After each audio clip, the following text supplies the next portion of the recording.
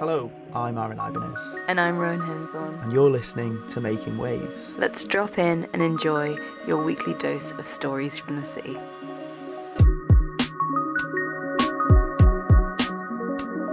We miss you, Ibo. Miss being in the studio. I know it's a lonely place. Ground control to Major Row. Maybe I am in the space station and you just don't even know. I'm not. I'm in Mount Murray. The powers of technology, hey. Hello, recording in the virtual world. Indeed we are. From isolation. Who would have thought? So much can change in the space of 2 weeks since our last episode. The world's been turned upside down. Literally, I mean, when have we actually had the opportunity to say that and it be real? Everything has changed. It's crazy. And it's almost like this Orwellian term has sort of arrived in all of our lives, known as social distancing and self-isolation. It's so strange that perhaps in another couple of weeks, this is going to be the social norm for everyone. Yeah, it's pretty crazy, isn't it? And I do worry a little bit about that isolation. If you're fortunate enough to be around loved ones, and it's a really great chance to spend more time with them and reflect and enjoy their company and enjoy your own company. But if you are on your own, then I think it must be a really challenging time, and I'm just sending out a lot of love to those people, and things will change and get better. So our thoughts are going out to you. Absolutely, and I mean, you mentioned the key word there, which is reflect, and I also think during this time everything's slowed down. In some instances things have completely ground to a halt, and what I love, I know this is a pandemic that's threatening the very well-being of people in our community, some of the most vulnerable in our community, but what I love is what's happening is the focus has come away from this idea of growing the economy and going to work and making money to let's look out for each other and make sure my neighbour's got enough in the pantry to last them the weekend and whatever else. And I know there's been some silly instances of toilet roll and whatever else, but I just love how the focus has shifted on a community level. Yeah, I think there's a lot of opportunity, and this whole thing has shown us that the thing that we were all so busy, almost too busy to actually reflect on how we treat the planet and we treat each other. We're all a bit too busy because we're trying to maintain this thing that's proven itself to not work, to not be sustainable. We've literally been living on a knife edge for the last few decades, and this shows how we have to create a more resilient system that can't just be focused on money. So I think for me, in terms of like the chance for people to care a bit more about the environment, or there is no business as usual now, that's over. So we have the opportunity to decide how we want to do things going forward, what we want to hold dear, what we want to maintain and keep in our lives, and actually what we don't and what doesn't serve us anymore. And I think that for me is a really exciting opportunity that's come out of this, and so hopefully that comes from it. Yeah, this is affecting millions of people around the world, and as you say, going back to the focus of today's episode is really reflection, and let's understand what's most valuable to us in our lives. And I think another word that sort of springs to mind as well, looking at the way that the air travel is effectively grounded to a halt, and flights are grounded, and I think we're all going through that grounded period now, and we're seeing the implications of a world that has slowed down, and we're seeing an emissions drop, which is pretty important. But whether we can use this time of reflection and introspection to, like as you say, take forward and see what world we want after all this. I think for a long time we thought that we were living this life of convenience, and the kind of repercussions of that have been our disposable lifestyle, waste, and not having time to make more sustainable, ethical choices. But actually having that time to ground yourself and reflect kind of shows for me it's definitely showing, or was that convenient? Was it convenient that I was so busy that I couldn't take the time to sit down and have a coffee in a cafe, or was it truly convenient that I was so busy that I couldn't possibly sit down and appreciate and do something mindfully, that I had to be rushing, and we put so much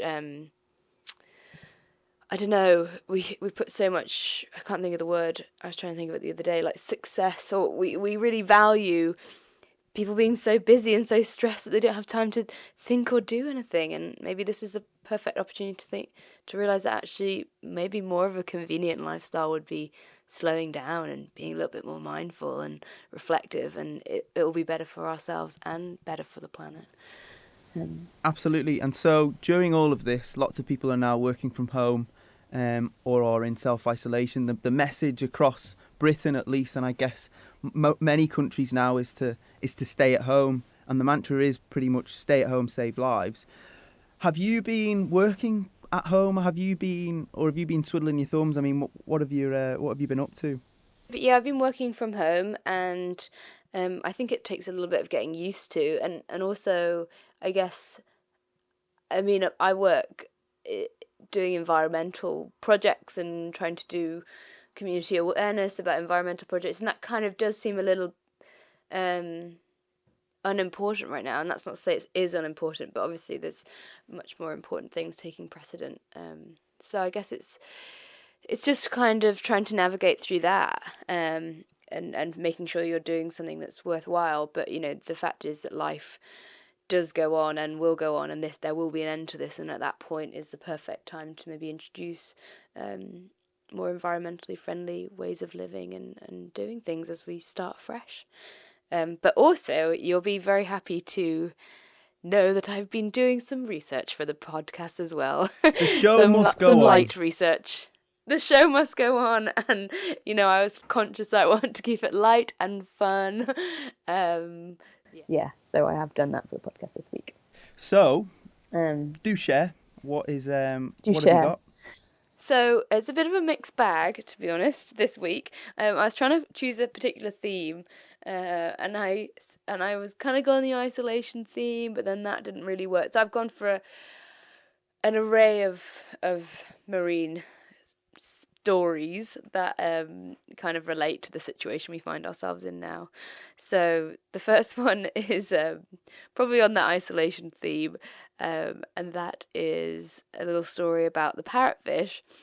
And the parrotfish actually isolates himself. So in the day, he'll swim around the reef in his beautiful, colourful ways, living the dream. And then when it comes to nighttime, to protect and isolate himself, he actually blows a bubble of snot out of his nose, so big around him that he's in this little isolated bubble, and then no other predators that are sort of awake at night on the reef can smell or find him. So I don't know, I mean, I'm not sat here covered in my own snot, but it just made me feel, it kind of thought it was kind of related to the situation we find ourselves in now, sort of isolated in our own bubbles, snot or not. Snot or not, indeed. Yeah. So that's snot is optional. And what's the other one? Okay. Sorry, I know we're just for everyone listening. I'm in the studio up at Manx Radio, and Rowan's at home, and she's not here, so it's really strange. I feel like I'm shouting as if you're way, way far away. Sorry, I'll try and tone it down. I am way, way far away. I'm at least 7 miles away. Okay, so second one, because we have a bit of a space theme today, I thought I'd have a look into whether any marine animals have gone to space, because I know there's the dog, and was it an orangutan or a chimpanzee that's gone to space, and I actually found something that's kind of made me go, wow, oh my goodness, there might be life on the moon now. So have you ever heard of a tardigrade? I can't say I have. So tardigrades they're these tiny microscopic, I guess I think they're like an arthropod, which is kind of like an insect or a crustacean. And they're nicknamed either water bears or moss piglets, which I absolutely love. And they are found all over the world in every sort of habitat. They've been found in like sulfuric acid ponds and in the deep ocean, and so they're pretty much indestructible, which is pretty amazing. And they've gone out to space before, and been found to be able to live in a vacuum of space, pretty much. So I was having a little research, and I found out that they now think that they might be thousands of tardigrades on the moon, because an Israeli probe sent up these tardigrades to, I guess, see what happened to them when went to space, and it crashed into the surface of the moon. So actually, looking up at the moon, it might actually be colonized with tiny little moss piglets. Not what the sci-fi writers had in mind, was it? Well, I like it. It's a softer sci-fi. And then, last but not least, I just was kind of reflecting on how this is quite a stressful time, and for me, my stress relief is going in the sea, and there's a lot of science behind that, of cold water submersion, but actually you can get that same sort of stress relief and anxiety relief at home. So all humans, like all other vertebrates, have this thing called the mammalian diving reflex, and basically if you put your face in cold water, whether you're sort of submerge your face slightly in water in the sink, or you have a quick blast of cold water, that mammalian dive reflex kicks in, and actually it slows down your heart rate, and it puts more blood to your heart and your brain, and it does a huge amount to like calm any stress and anxiety. So it's not as silly as the other ones, but I just think in a time where everything seems a bit stressful and anxious and we're all housebound, that might be a really nice way for people to sort of relax and chill a little bit, and maybe create that space for a reflection that we all have the potential to have in this situation.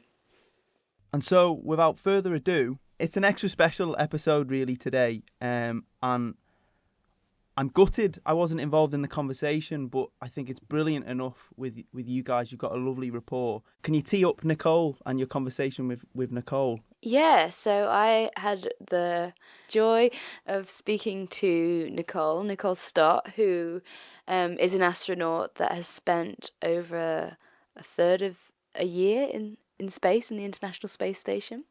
And she's originally from Florida, but her husband is Manx.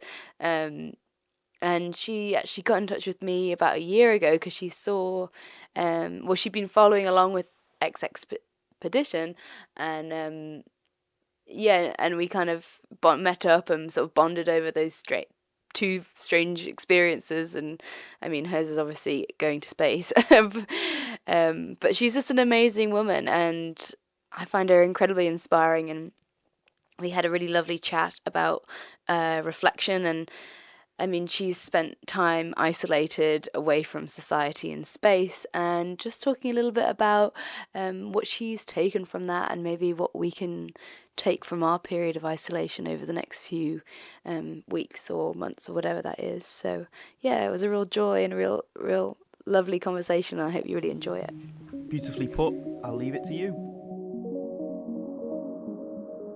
Okay, let's see if we can do this. Here we go.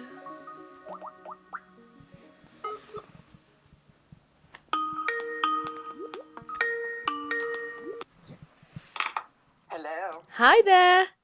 How you doing? Good, how are you? I'm all right, thanks. I'm all right.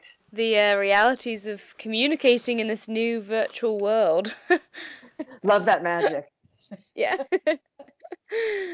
So I guess communicating for you, communicating from the space station, you must be quite used to bad connections and having to communicate from afar.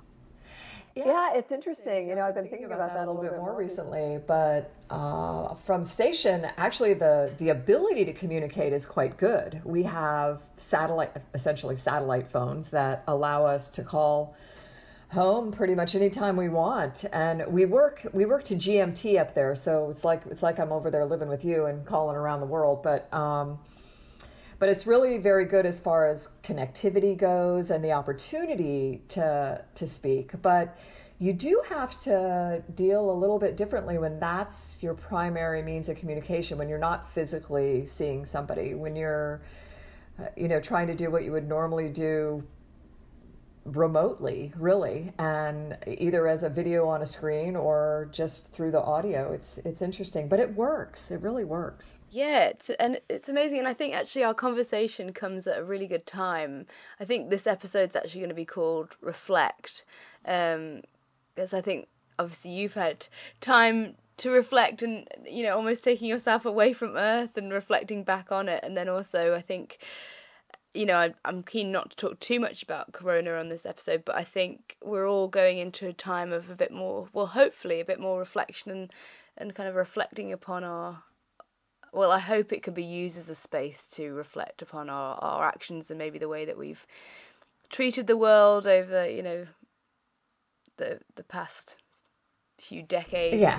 And see it as an opportunity and a challenge is what I'm sort of hoping will come from it, but we'll see. Yeah, I think so. I think it's like being on the station where you have the opportunity to speak this way.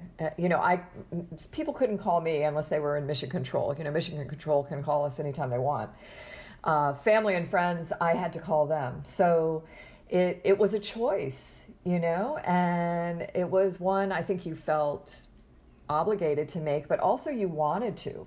You wanted to share the experience you were having with people. You wanted to check in just on, daily basis of what was going on in normal lives, and you wanted to make sure everybody was safe and healthy, just like we are now. And it's certainly, I'm so thankful for the way the communications were set up there, that we had the ability to do that. And on my first flight, there was still a little bit of a delay. It was kind of like the old long distance phone call where you'd say something and then you had to kind of give it a click, okay, I'm going to 1,000, and then, listen or answer. Yeah. So that was challenging a little bit until people got used to it. I mean, my mom, it was so funny with my mom that it's just something that's hard to get used to, but when you do, it works. And then we had video conferences once a week, which were nice, and that's more and more of that can happen now. I mean, my friends, I think about it like it's kind of the joke about walking uphill to school both ways. Back in the olden days, when I flew versus my friends and colleagues that I see flying now, where their family can take the iPad with them to the soccer game and show the crew member on board what's going on in real time versus having to be locked up in their dining room or conference or office with the physical setup. Yeah, it's pretty cool. You can have a real insight into people on Earth's lives as they're sort of going about their daily business. Wow, that's really quite a strange concept, actually. The idea that even when you're out in the International Space Station, you're still not that far away from being connected to other people, which is pretty amazing, really, what humans have achieved. It's huge, and I think the space station really, it's not like we were in outer space. I mean, I like to think of it as outer space. We were in outer space, but in the grand scheme of like going onto the moon or onto Mars or out into deep space, our orbit is at 250 to 300 miles above the Earth. So, the length of how long is the island? No, the Isle of Man's only 30 miles, right? Yeah, quite a few Isle of Mans. So forget that. But so 10 Isles of Man, yeah.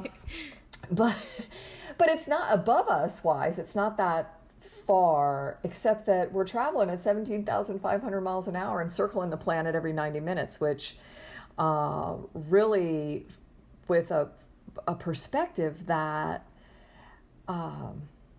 I don't know, when you talk about reflecting, it's interesting to me, and I think you've had these same experiences. I won't presume, but I will assume, is that when you can separate yourself that way on a ship or on an airplane or on a space station, and look back at what you know to be your home, and think about it in just a little bit different way. It's amazing, the kind of, I would say, philosophical thoughts you can have about it.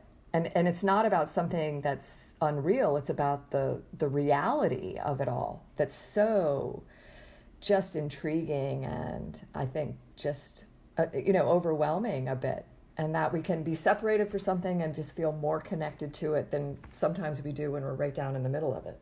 Yeah, that's the beauty, isn't it? And it's creating that space. And in reality, we can create that space if we start to change that narrative of the way that we think about things, in our own homes. And maybe this situation is perfect for creating people's own space station or ship in the middle of the ocean.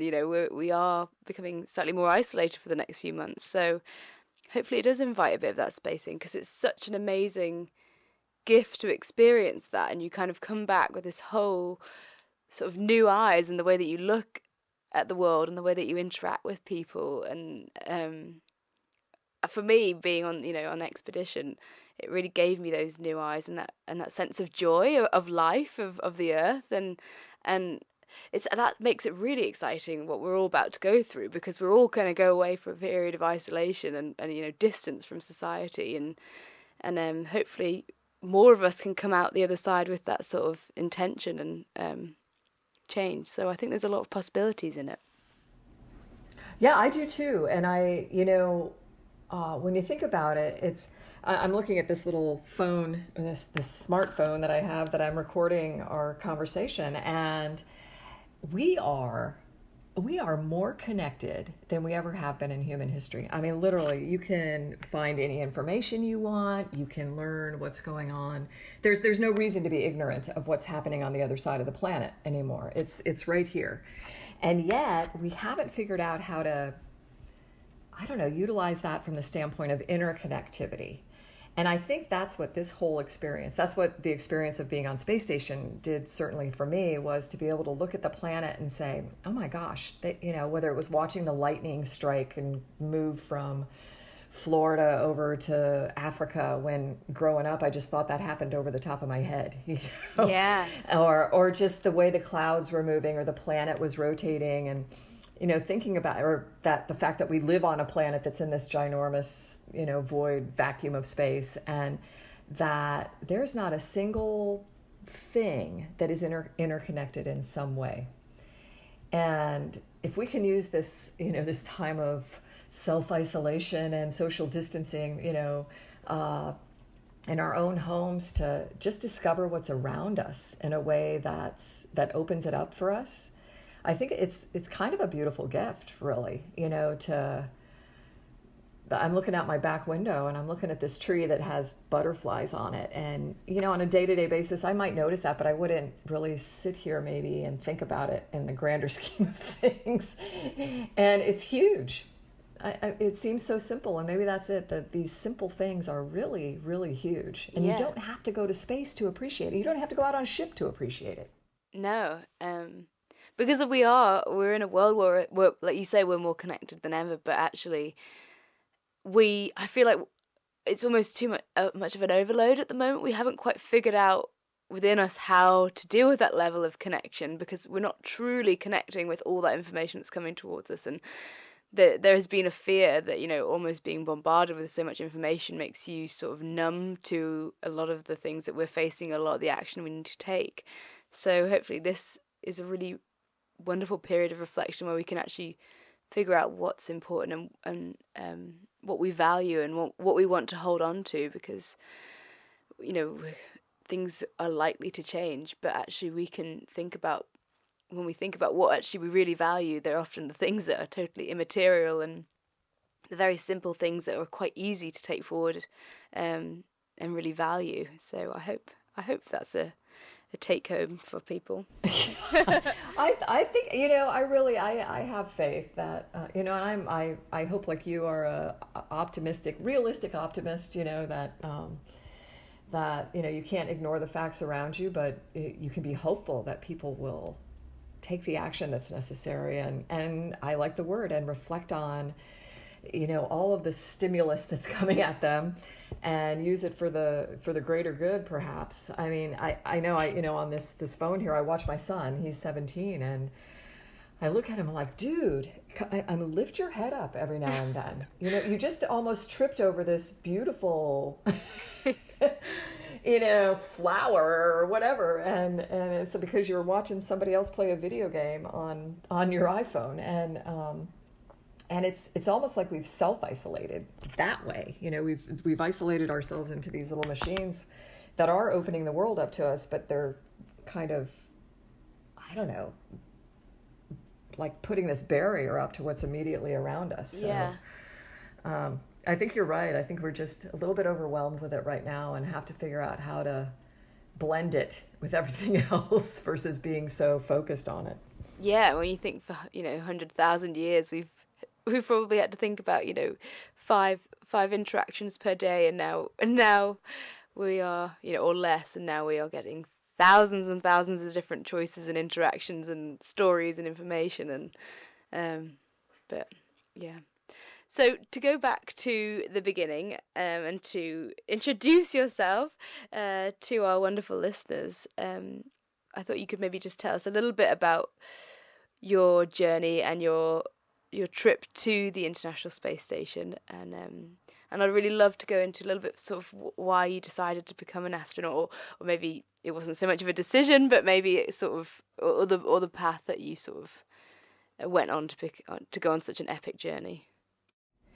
Okay, well, my name is Nicole Stott. That might be familiar to some Isle of Manners. The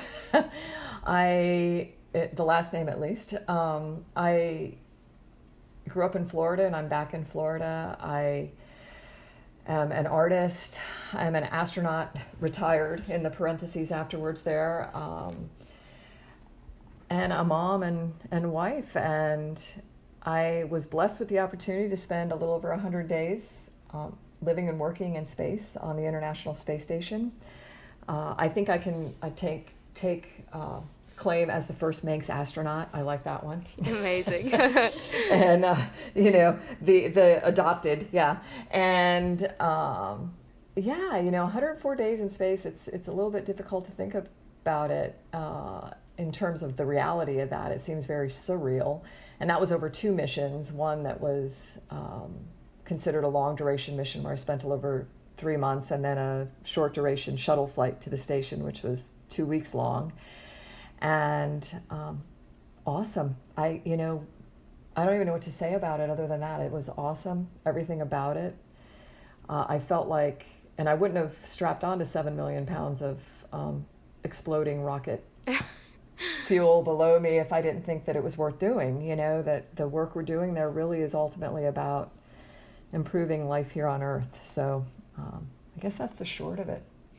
And what's it like? I mean, what is it like to strap yourself to a rocket and go into space? I mean, yeah, it's you're. I think you're anxious. I get the question a lot. Were you afraid? Was it scary? And that wasn't the feeling I was having at all. Maybe that's ignorant. I don't know. I wasn't feeling afraid. I was feeling very respectful. I was feeling very anxious to know what it was going to feel like after training for so many years to do it. And when we train, most of our training is about all the stuff that we think can go wrong and how you'll deal with that. So I think when you finally get to the point of strapping in, you feel like, along with your crew, that you're ready to deal with whatever is going to be humanly possible to deal with, right? Yeah. And you've developed this trust in the people that are putting this vehicle together for you. And I had the opportunity, was very fortunate before becoming an astronaut to have worked 10 years at the Kennedy Space Center as a NASA engineer on the space shuttle. And so I knew these people, and that they really, their job was a passion for them. They believe that the care and feeding of these spacecraft was their responsibility. So I don't think you can get any better people to prepare it for you. But you're anxious. You want to know what it's really going to feel like. And if there was any fear, it was more worry for my family and friends who I knew were watching me do this. Because I'll tell you what, it is a lot easier to be the one strapping in than it is to be the one watching somebody you love strap in. Yeah, I bet. And I mean, that happens for me when I watch my friends, you know. I'm okay, we're okay, 2 minutes, good, we're through that. Okay, you know all the steps along the way of what's happening, and then you're thankful when they get through it. So yeah, but it's I know it's hard to describe. It's the same when I came back from the expedition, and you kind of, people ask you, and I kind of felt like my answer was always so lame. It was like, yeah, it was awesome, it was great, because there's just not enough words to describe. I mean, either you go into infinite detail, which nobody really wants to hear, or you'd go for the brand, the awesome. Oh yeah, it was awesome. And everyone's like, it's a bit flat too. Well, I think that word is okay in some ways. We use it so much, in our day-to-day lives now, that I think that it's gotten a little, it doesn't get the credit it deserves, because there are things that are awesome. And I would say it. I mean, I'm looking out my window. There are things I'm looking right out my window at that are awesome, and we should use the word. But it's true. It's not lame. It's not lame. But I think you can expand on it. I'm sure the way the water felt, and the smells of it, and I mean, that's one thing I remember. Both times I flew to space, both times on a space shuttle, and both times I went to space on the Space Shuttle Discovery. My first flight I came home on Atlantis, but went on Discovery. And there's things that you don't appreciate about it until you do it for real. And I mean, I'd been out to the launch pad a number of times with my job as an engineer, and then as an astronaut, just going and looking at the space shuttle that on the launch pad out there. But on the day of launch, when you go out there and you get off the bus and you're in those orange suits, they make your butt look really big, and you kind of waddle in them as you're, walking along, trying to, look like you're semi-normal walking in these things.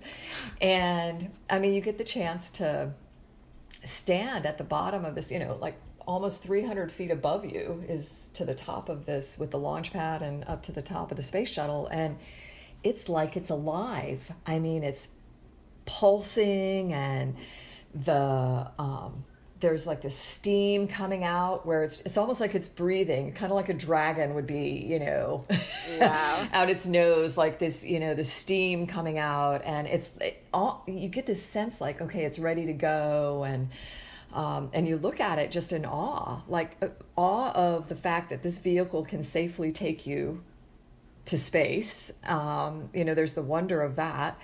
And then, I mean, I remember looking up and all of us just standing there looking at the sky. And I think that was the first point where I realized, wow, that doesn't go on forever. That blue that protects us is really very thin.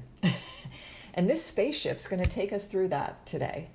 And that's, just getting out of this gravity that Earth holds us here with is a ginormous task for this spaceship to do, and we're going to punch through that today together. And that's pretty incredible. Wow, I can't even imagine. And how many people were on the space station? How many people were on your mission? So the normal crew size for space station is 6, and on the space shuttle I went up with 5 crewmates, so there were 6 of us on the shuttle, and then when we got to the station there were 6 crew there, so we had a total of 12 for a while on the space station. And then they dropped me off and took home my crewmate Tim Copra, who'd been up there for a little over a month. He was ready to go home, and I was getting up there, and I lived with a crew of 6 for the 3 months that I was there, and then came home on a space shuttle with another crew of 6.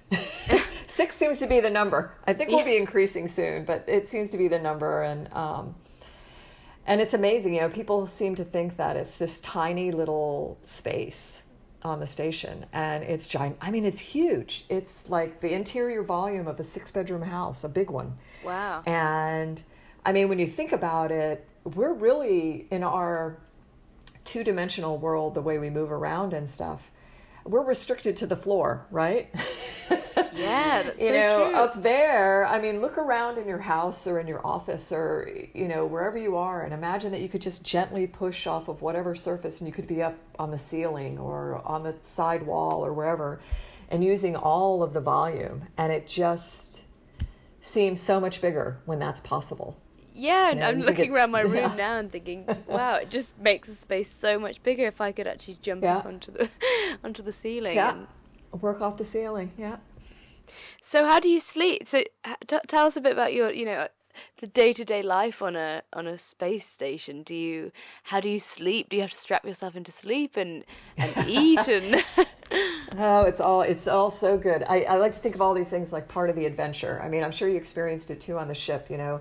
It was different, and it was good that it was different. You know, you didn't want everything to be exactly like it was going to be when you're at home. It should be adventurous and different. And everything about living in space is a little bit different, and it has its challenges, but then that balances out with like the ease of so many other things. And I would say the biggest challenge is keeping track of your stuff, because everything floats, and if you don't stick it to something, it's going to be gone, and you know, the little piece parts to build things are going to go in every different direction.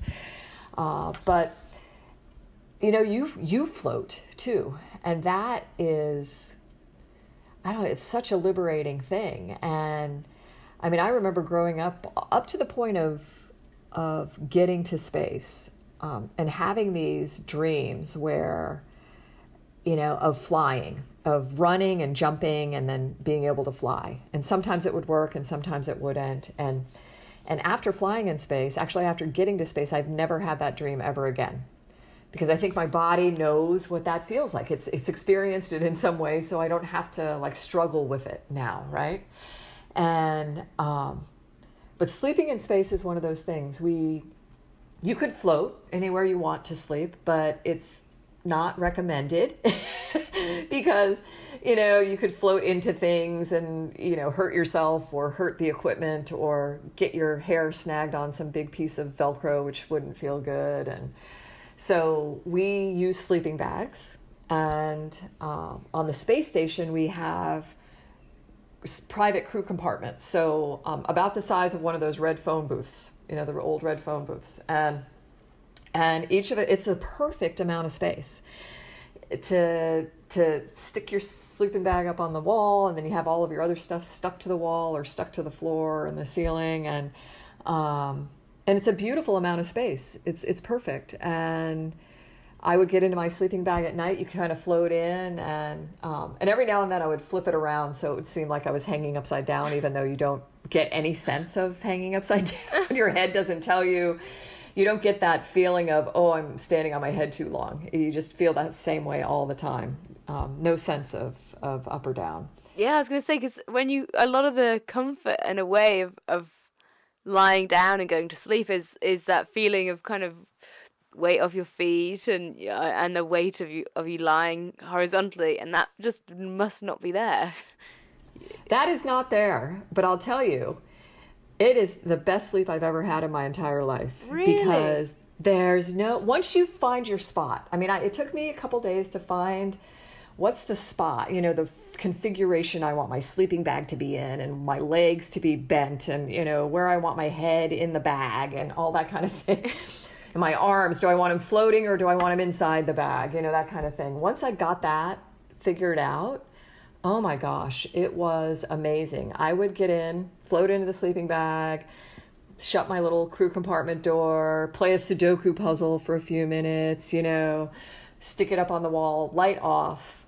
And I mean, I don't know for sure, but I would say within 5 minutes I was out, and I did not wake up or move until the alarm went off, whether that was the alarm I'd set for myself or some emergency alarm going off in the middle of the night. I mean, it was that good. Wow. Who Yeah. knew? Like sleeping on a cloud. I know. Exactly, you know, and it does take a little getting used to, you know, because we do have that. And a lot of people, through their entire mission, they have this strap kind of thing on the sleeping bag. It's a really soft, like, strap that you can put across your forehead that kind of pulls your head back to the bulkhead or the wall. to make you kind of simulate that your head is on a pillow. And a lot of people need that. I found I tried it, I didn't need it, and so I just didn't use it. But yeah, we try to accommodate too for those earthly feelings that you might still need while you're up there. Yeah, wow. And so am I right in thinking that that your colleagues that you worked with were from all over the world? They weren't just American. Yeah, I mean, I think that's one of the best things about the International Space Station program. I mean, and we tend to forget what the I stands for. Actually, my husband, Chris, says sometimes it's the invisible space station because so few people know about it. Everybody should know about it, you know. It's the way I love your line, making the unseen seen. It's so important that we know what's going on up there. And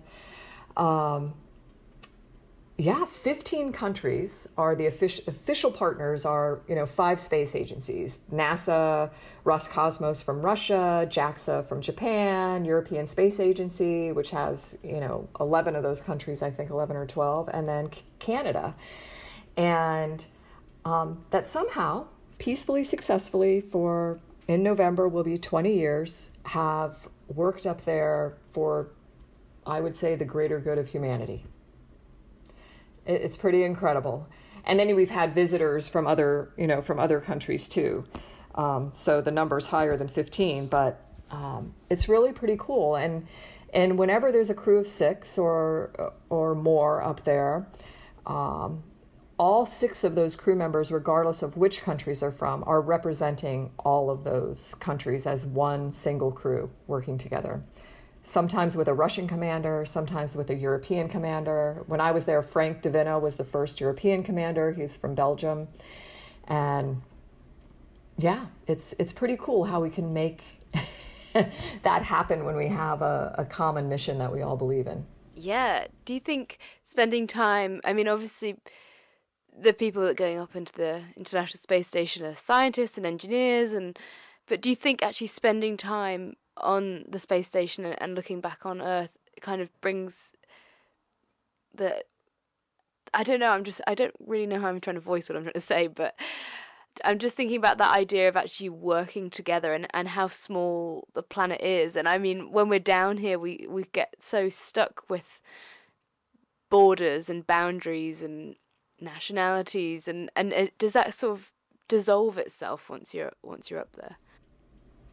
It does, and we have those conversations all the time. Actually, I think a conversation that happens with every crew at one point along the way, while we're all like our heads are bouncing together in front of the window, looking back at Earth, is, man, wouldn't it be great if all the world leaders could get their heads up here, and bounce around a little bit, looking out the window at the planet.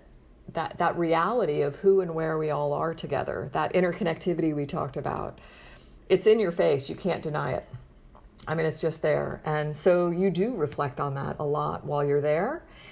And I can tell you, I have reflected on that a lot since coming home. And I don't know, it morphs over time in the way I get just even more and more goodness from that experience. And I find myself with simpler ways of describing it. And all of us, I think, that have had these kind of experiences have our own ways maybe of sharing it. But I mean, for me, the way I try to explain it now is that the reality of who and where we are, this idea that of these things we all know that we learn when we're probably 6 years old, it's just starting in school, or maybe even before, that we live on a planet. I mean, we are all Earthlings.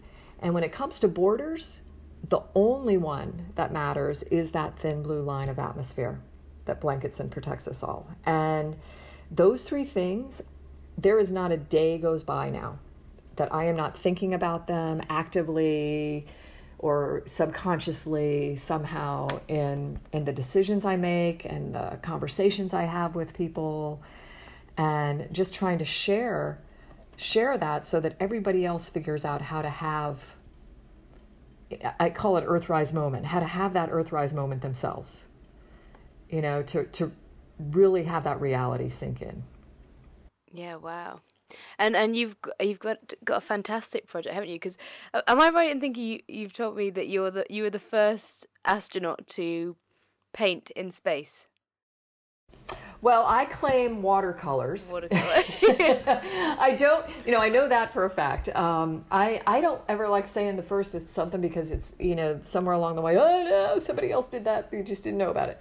And I do have a friend, a colleague, Richard Garriott, who flew as a spaceflight participant, and he took up some acrylic paints, and he flew before I did, and he wanted to see how paint would just behave in space. So he put these paints in a plastic box and put the paper in there, and whatever the paint did, it did. So oh wow, I would call that painting too, a little bit Jackson Pollocky, I would say, inside the thing. So very cool. So there had been paint up there before, somebody had used it. I would call that painting. So to me, I know I did the first watercolor in space, and that was, I don't know, to me it was just putting the human in human space flight. Yeah. To be able to do something like that in space was pretty cool. And I mean, I always say that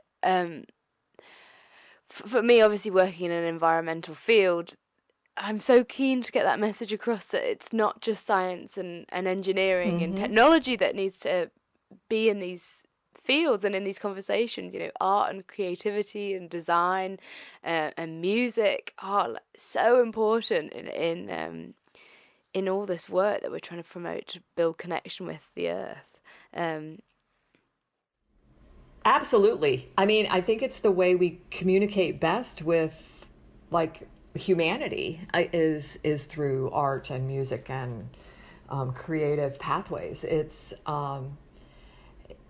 allows us to establish that relationship with somebody, and I think about it with my own artwork. I really don't care if people like my art or not, To me, the significance in it is, wow, if I could use it to share the experience and they could look at it and say, well, I like it or I don't like it, it gives me the opportunity to share the backstory with them. That was this view of this little chain of islands on the northern coast of Venezuela called Las Rocas. And I saw that from the space station, and oh, did you know we have this International Space Station and there's 15 different countries working together, and here's the kind of work we do.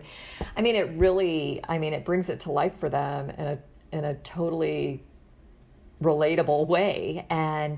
And then they're the ones that are off with their iPhone or their phones. I could say that. Their phones with the app, Spot the Station or ISS Tracker, and they want to know where it is and what it's about. And then the other thing that I love that you just said is it isn't just about scientists and engineers and, the technical side of it. It's not, that's why I say human in human spaceflight, because, you start putting people in space and they want to do human things. And that's more than just the work that's going on the ship. It's expressing themselves, it's experiencing it, and it's this desire we have to share it. And that's been going on since the very first space flight. Whether it was just through voice, Gagarin talking about how incredibly beautiful the Earth is. And my dogs are about to start barking because the guy just came in the backyard. All right, here she comes. Come here, ladybug. Hang on, that's loud. All right, let me just move it for a sec. I know. Shh, puppy. Puppy, it's your yard guy. It's the yard guy. That's a good girl. That's a good girl. Anyway, but yeah, so the first people to fly in space were thinking about how do I communicate this with my friends and family. Gagarin was speaking about how beautiful it is, how we need to respect it, how, really how we've gone to space and we've discovered Earth. And that's continued since that time. And there have been artists and musicians there the entire time too. And, from the first drawing that was done by Alexei Leonov, cosmonaut, who, is a wonderful artist, sadly passed away a little while ago. And our friend Alan Bean, who was Apollo 12, fourth person to walk on the moon, retired from NASA and art full-time, magnificent, reflections on his time and other astronauts' time on the moon. There's been musical instruments up there since the very beginning. You know, on the space station right now, there's a keyboard and a guitar and a flute, and oh wow, I don't know, we make drums out of other things, and yeah, it's pretty awesome. And you've actually given you know, hundreds of children the opportunity to have their artwork in space, haven't you, through your Space for Art Foundation? Yeah, that's, you know, that, just stepping back a little, you know, I get this question, Nicole, this question makes me very sad. How can anything you do now be better than flying in space? You know, like life is over because you're not going to space. Well, I don't say ever again, because who knows. But because you've done this astronaut thing, you've gone to space, how could anything be better? And I'm like, oh my gosh, I have a 17-year-old son. I'm so looking forward to seeing what he does with his life. And, you know, I mean, to me, it's about, okay, how do I take that experience and now create a new mission out of it? You know, that's possibly even better, I would argue is better.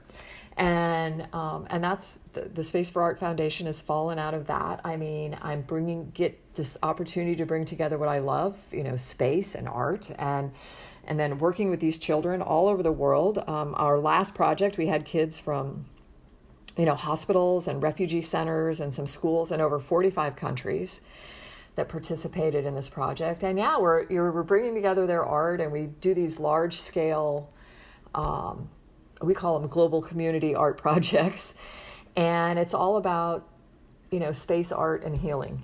And we have partners like with ILC Dover's, the company that makes our real spacesuits. They have volunteered to, in some of the projects, the more recognized ones are the art spacesuits that we've done. And, you know, each of the kids' pieces of art is sewn together into these art spacesuits. And we've gotten a couple of them up to the space station and back. And then we've gotten artwork up there virtually too, because you can't send everything physically up there. And but yeah, our goal is to have kids from, and the Isle of Man has participated. We've Amazing. got kids from the Isle of Man. I don't know, it's another way of getting people to think about themselves as earthlings too, to recognize that, you know, it's not just them isolated in this place that they are at any given time, but they're part of this, you know, this planetary community as well. Yeah, that's the beauty of it. Imagine creating a piece of artwork that's going to sit alongside another piece of artwork that could be from some, you know, anywhere all over the world, and together that goes on a journey up to the space station. And it's just such a beautiful way of harboring that connection and that feeling of togetherness with everybody else on this planet. I love it. I think it's such a beautiful idea. And the kids get it. It's you know, some of these kids, most of the ones that we work with, you know, sadly are in a place that you hope, in a time in their lives where they're going through something that you hope is the worst thing they ever have to deal with in their entire life, right? And, you know, you bring space in. It's amazing how inspirational the idea of space exploration and just space itself, or when you start talking about Earth as a planet in space, and, you know, get people to start thinking about themselves as crew members instead of passengers, and, you know, all those kinds of what you could have really deep philosophical conversations about as adults. And these kids get it.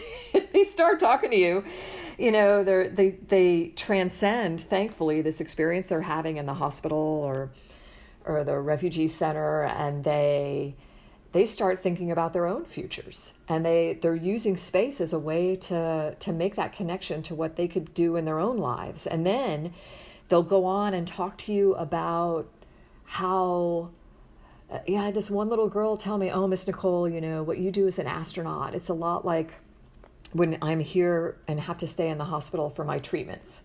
And I'm thinking, oh my gosh, what do you mean? You know, and I just keep painting with her, you know, and smiling, and, you know, have her continue. And she's like, yeah, you know, you don't get to see your family and friends the same way, and you have to eat all different kinds of food, and they're doing all kinds of tests on you, and your body's changing, and you know, I think there's something, don't you guys have to deal with radiation too? And it's just like, how in the world did that come out of this 8-year-old, you know? Wow.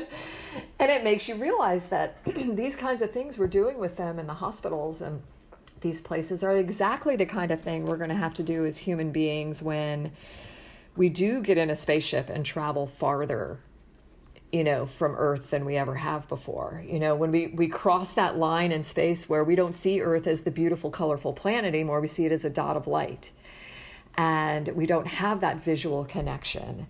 And I think it's what we're dealing with right now, when we're in our own homes and we've taken our, the world around us has now come down to, the walls of our house and our backyard, or maybe the grocery store if we get the opportunity to run there real quick. But I mean, it's, and how do you use that to, create goodness out of it too? Yeah, exactly. And I love that idea.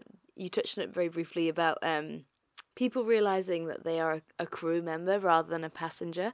Yes. And I just think that's so key, isn't it? And it's it's such so a great simple, way of isn't it? Isn't it? It's so simple, and it's not a new idea.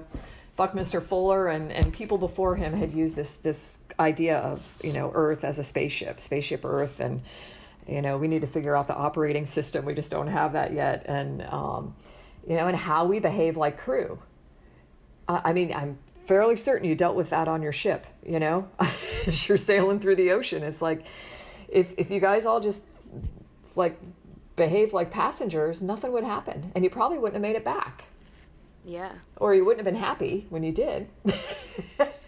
It's there's an aspect of joy that goes along with it too, and it's not just for you, it's for everybody that's riding along with you. Yeah, and often people can feel so like they are floating through space, and have so little control over their destiny or what's happening in the world. And actually, once you realise that you are a crew member and you have a role to play, I find that idea really grounding and really, really reassuring. It's maybe not everything's up to you, but you definitely have a role to play in the future that you want to create. Exactly. So, and I think that's what it's all about, isn't it? It's kind of like lifting your head up from the phone and saying, okay, what reality do I want to see around me?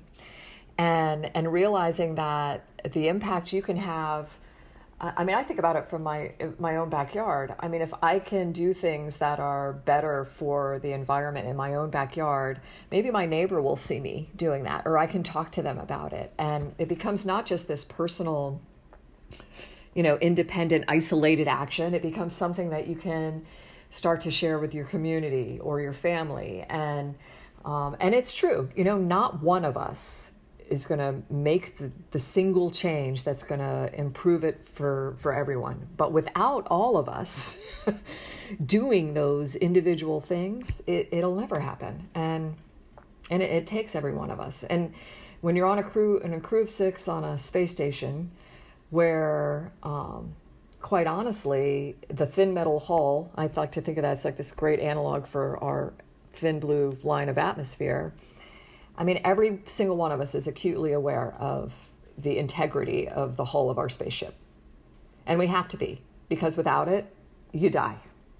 Without the clean water and the clean air inside and maintaining that, you die. So we are acutely aware of how much CO2 is in our atmosphere every day. And we have to manage it or we die. And that spaceship in space, the way we live and work and manage that there, I realize it's huge order of magnitude, but that's the way we need to think about how we're living and working inside of this, thin blue line here on this planet. And every one of us has a job. Yeah. And as this is the sort of ocean making waves podcast, what's it like looking at the vast blue oceans when you're out in space?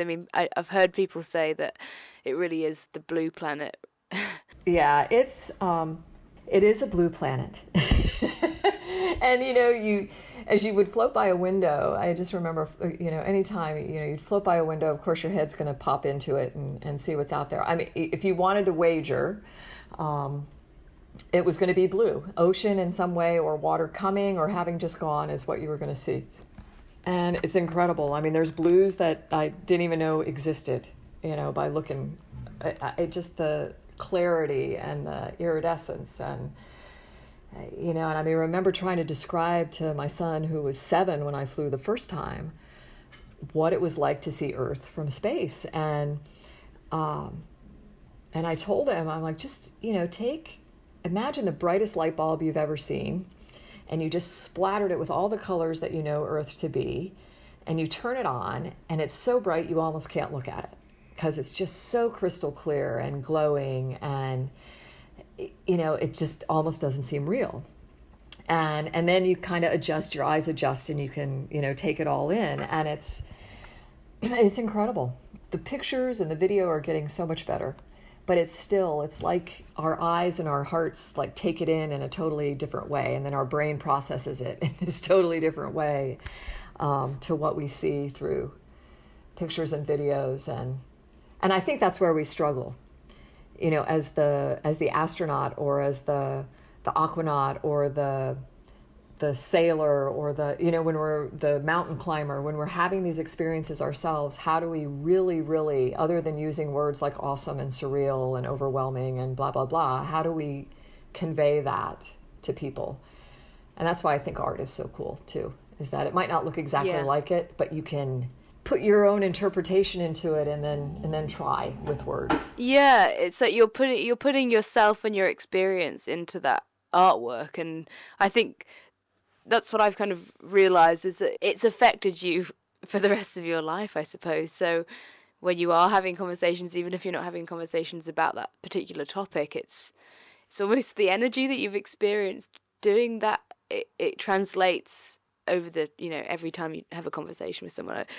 Maybe not always, you might know you're having a bad day, but yeah, just that energy transfer and that warmth and that experience. And I guess for me, that's why I try, always have to remember how lucky you've been to have experienced that, and never take that for granted, and kind of use it to communicate with people, even if it's hard to communicate about certain topics. But yeah, I mean, I think that's so important, in the grand scheme, is to realize I think about how blessed and lucky, lucky is a really good word for, having been able to have this opportunity. And I mean, when I interviewed the first time for astronaut selection, and I didn't get picked the first time I interviewed. And I remember going into that, even the decision to apply was really difficult for me. It took a long time to decide to even apply, because I just second guessed myself the whole way, right? Why would they ever pick me, And the astronaut, that's a job other special people get to do. They'll never pick me. And finally taking the encouragement of mentors to just pick up the pen and apply. Again, a place where we have total control, here's something you have total control of, and you're not going to do it, right? Yep. And then going through this interview process for NASA, they'll bring in like groups of 20 and take you through different things, and then you do your one-on-one interview. But I mean, I remember looking around at all these people and thinking, okay, Nikki, you don't stand a chance. These people they're doing like cutting edge science, and they're the latest and greatest in whatever field they're in and stuff. And so just enjoy, the experience. And then getting selected the second time around, I'm wondering, how on earth did that happen? And then realizing that, oh my gosh, it happened. And now you've got to do your absolute best at everything you do with this. You've got to never forget how special this is. And, and now where I am at in life with it, it's like, not for my own memory either. I mean, I love talking about this stuff because it allows me to like remember that it was real. But people need to hear about it for all different kinds of reasons, whether it's the little girl in 5th grade who's second guessing herself, or it's somebody at university who's deciding what they want to do in life, or someone who just needs to have a better sense of who and where they are in life. There's so many reasons and so many ways that we can, through our own experiences, help someone else. that I think that we're just obligated to do it, and we should be thankful. Yeah, I totally agree.